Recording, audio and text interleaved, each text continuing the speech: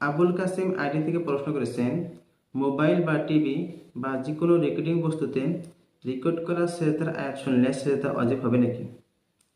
প্রিয় প্রশ্নকারী ভাই, কুরআনে কারিমের তেলাওয়াত মোবাইলের মাধ্যম দিয়ে হোক, আর চাহে টিভির মাধ্যম দিয়ে হোক, আর চাহে অন্য কোনো রেকর্ডিং করা যন্ত্র বা বস্তুর মাধ্যম দিয়ে হোক, যদি প্রচারিত কুরআনে কারিমের তেলাওয়াতটি সরাসরি সম্প্রচারিত হয়ে থাকে, অর্থাৎ রেকর্ডকৃত না হয়ে থাকে, তাহলে এক্ষেত্রে কুরআনে কারিমের সেজদায় তেলাওয়াত শুনলে সেজদা ওয়াজিব হবে।